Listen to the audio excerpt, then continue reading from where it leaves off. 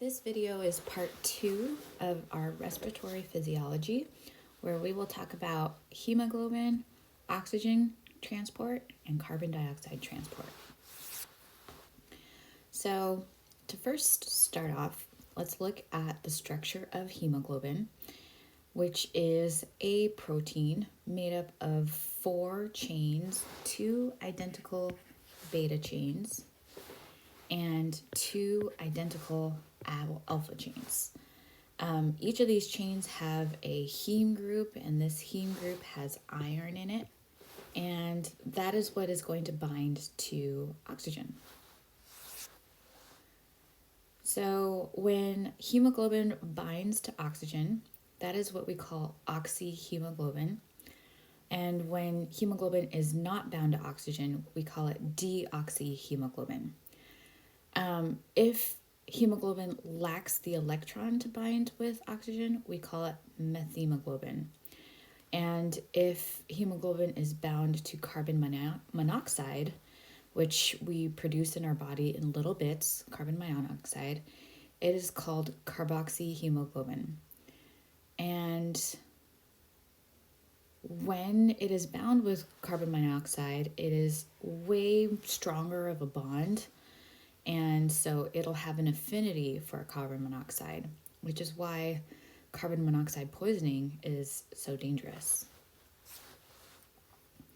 So this picture is showing us a gas tank with 100 millimeters of mercury. That is showing us the pressure of oxygen within plasma.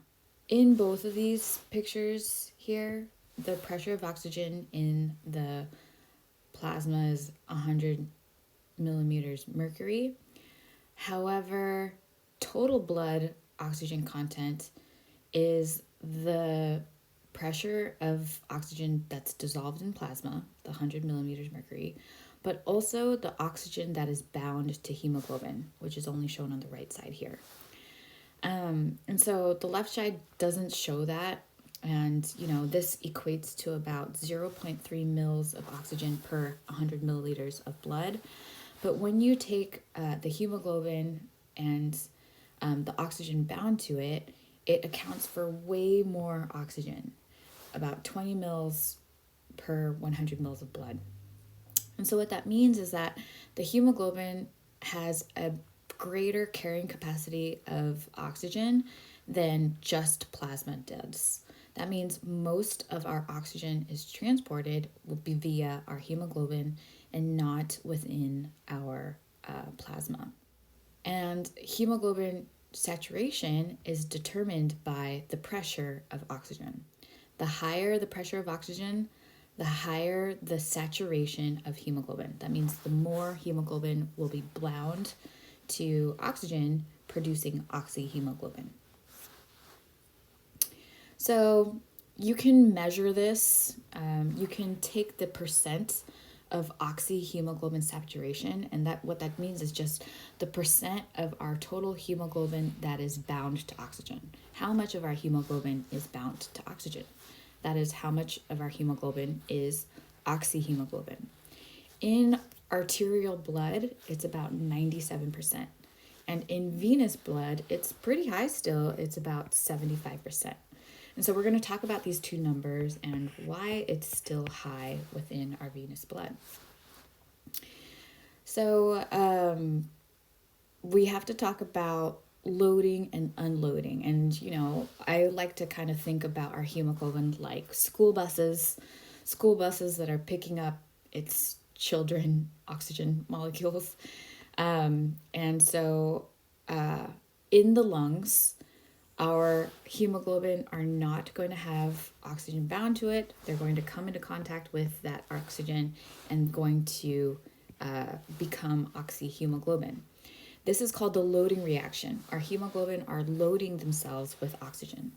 This occurs in the lungs, is where they load themselves with oxygen.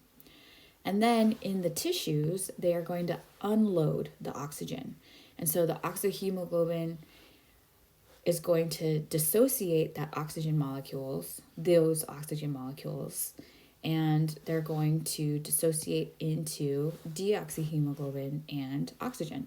and, allow that oxygen to pass through our tissues. So whether there is efficient loading or unloading is going to be dependent on a few variables. And we just said, in that last picture, the higher the pressure of oxygen, the higher the amount of hemoglobin bound to oxygen. So that means that high pressure of oxygen in the lungs favors this loading reaction. High pressure of lungs favors this loading reaction. Low pressure of oxygen in the tissues is going to favor the unloading of oxygen in the tissues. So when there's low oxygen pressure in the tissues, that favors that our oxyhemoglobin will dissociate and release that free oxygen. So ideally, this hemoglobin oxygen affinity would allow for maximum loading in the lungs as well as maximum unloading in the tissues. So we want high pressure of oxygen in the lungs, but low pressure of oxygen in the tissues, so it favors this loading and unloading reaction. So this is showing you a curve of the oxyhemoglobin dissociation, which means how oxyhemoglobin is going to dissociate that free oxygen. And on the very right here, this flat upper part, we said that our arteries have about 97% saturation of oxyhemoglobin, about 97%. That means 97% of the hemoglobin that's found in arteries are saturated with oxygen. That's pretty good. But as we move away from that, we're going to see that it reduces because it's releasing oxygen. And we hit at around 75% in our venous system, so at rest. About 75% of our hemoglobin is still saturated here. And so at this flat part up here, oxygen is loaded. Oxygen is loading, and our oxyhemoglobin is at its highest, 97%. And then as it goes downward, it is unloading. So unloading occurs here, which is going to reduce the amount of oxyhemoglobin within the blood. At rest, though, it only goes to about 75%. So that means if you're just studying, sitting at home, even in your venous blood, which we always call deoxygenated, it still has about 75% oxyhemoglobin bound to it, 75% oxyhemoglobin. And that is because our oxygen bound here, that 75%, acts as a reservoir. It's like if somebody were to have a heart attack or choke, for example, and they were unable to oxygenate their tissues normally, like this graph shows. There is an emergency reservoir here where you can go without oxygenating via the lungs for about 4 to 5 minutes. And so if somebody drowns or if somebody chokes, God forbid, you have about 4 to 5 minutes, and it's because of this oxygen reservoir that it is occurring in our veins at rest. So there's always, well, not always, at rest there is 75% oxyhemoglobin found within our blood. When you exercise, though, there is even more oxygen being unloaded, where it falls to about 40% oxyhemoglobin. The reason why more oxygen is unloaded during exercise is because there is a change in the pH and in the temperature of these tissues. This is called the Bohr effect. And this graph shows you different pHs and the percent of oxyhemoglobin saturation, just like that last graph showed. But what we see here is that as pH decreases, which means as blood pH decreases, which means as it gets more acidic, it moves to the right. And what that means is it favors unloading. It favors oxygen unloading. And this is a good thing because when you exercise, you need that oxygen to produce our aerobic respiration, to produce ATP via aerobic respiration. You need this oxygen. And so this is a good thing that this favors unloading. This means that oxygen is more likely to oxygenate our tissues, which is a good thing. This occurs because there is more acidity, your pH decreases, and temperature increases. Temperature, remember, is like a byproduct of any chemical reactions, and when you exercise, definitely your temperature increases.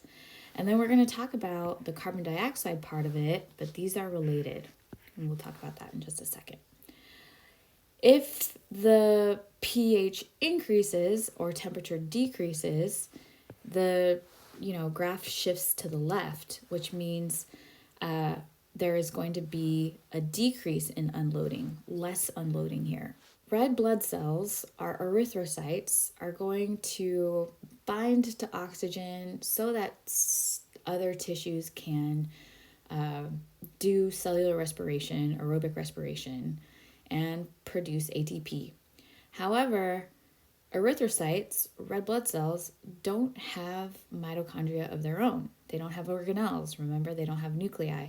And so they cannot do aerobic respiration. And so what they do for energy, what they do for ATP, is a form of glycolysis, where they split glucose molecules.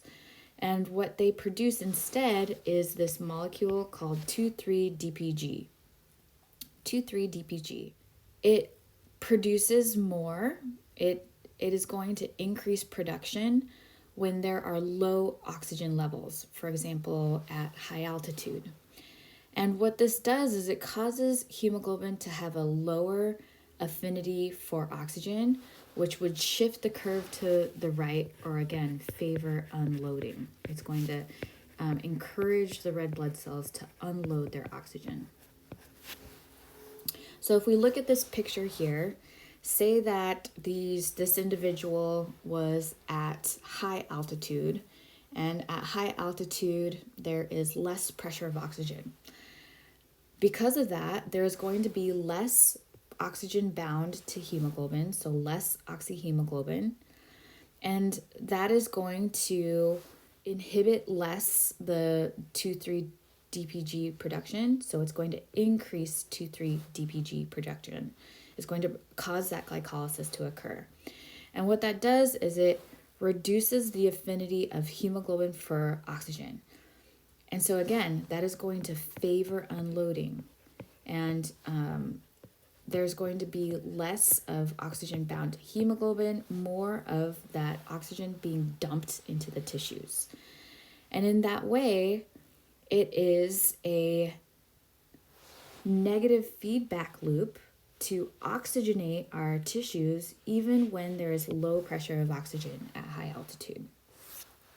So this table here is just a summary of what we just spoke about, but increasing temperature, decreasing pH, and increasing the molecule 2,3-DPG is going to increase the delivery of oxygen to our tissues. It favors unloading.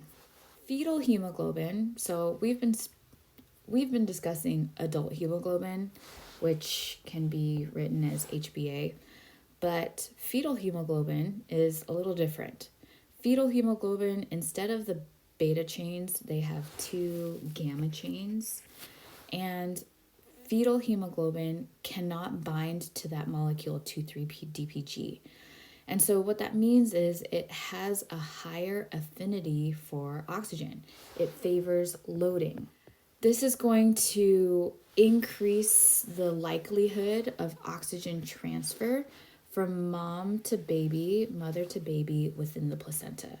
So this favors loading, allowing oxygen to load on to our fetal hemoglobin from mom. Sickle cell anemia is a inherited disease.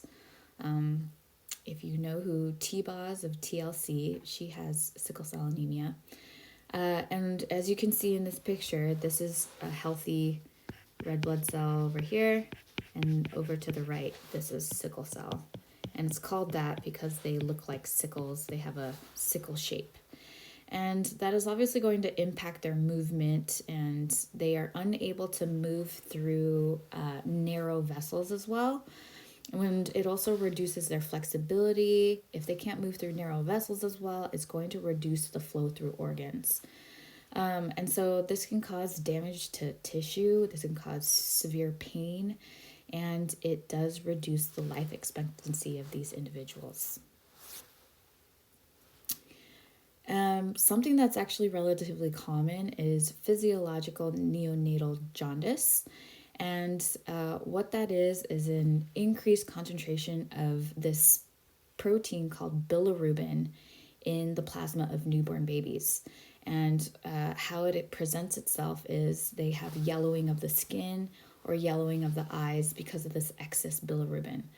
Bilirubin is from the heme of old red blood cells, and it has a pigment to it because, red blood cells are red. And so it has this pigment to it which looks yellow, and that's why it causes yellowing of the skin. And this occurs in fetuses. It's relatively common because fetal hemoglobin has a shorter lifespan than adult hemoglobin. So there's a lot of turnover, right?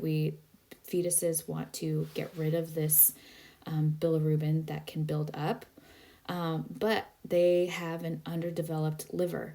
And so they require an enzyme in the liver to get rid of this bilirubin, but they may not have that fully developed when they're born. And it's not that big of a deal. Usually it goes away after a couple days after birth. If not, they can be kept under blue light, and that helps eliminate that excess bilirubin through urine. So now we're going to kind of shift gears because we've been talking about the movement of oxygen, but now we're going to talk about the movement of carbon dioxide. And the movement of carbon dioxide is equally as important because and the movement of carbon dioxide is important too. Carbon dioxide can be transported in a few ways. Dissolved in the plasma as carbon dioxide.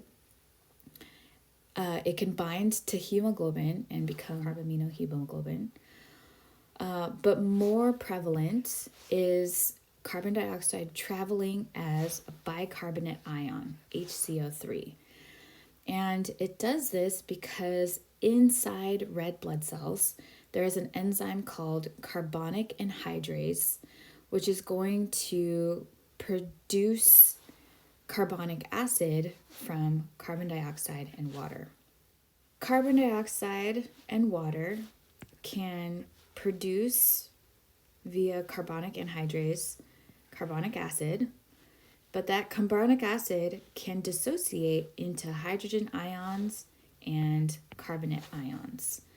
And when carbon dioxide levels in tissues are high, it's going to cause this reaction to shift this way.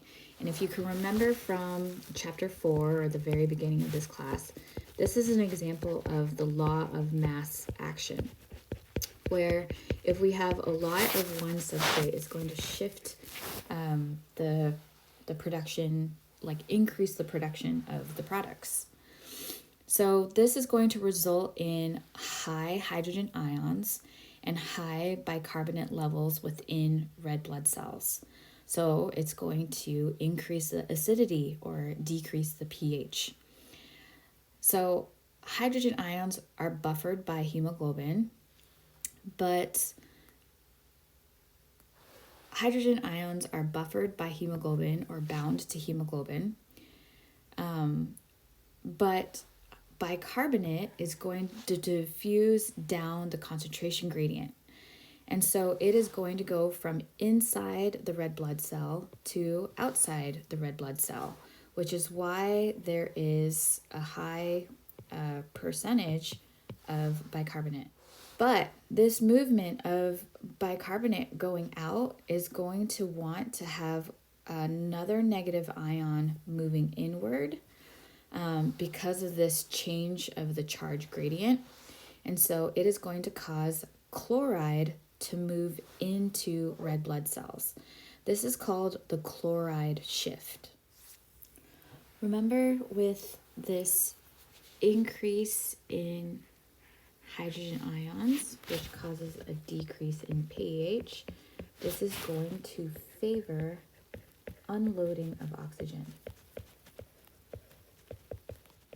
So this all occurs in the tissues where unloading of oxygen is favored because of this reduction in pH, because of this push of law of mass action, and this is where the chloride shift occurs.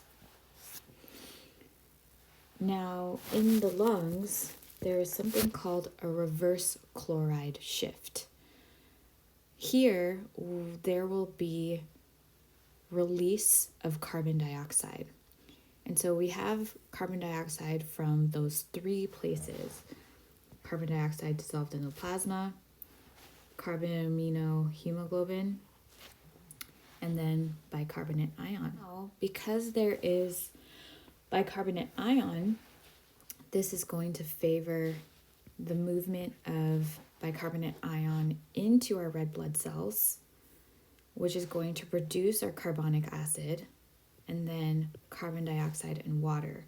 And carbon dioxide will move out of the red blood cell into the alveoli for carbon dioxide to be breathed out.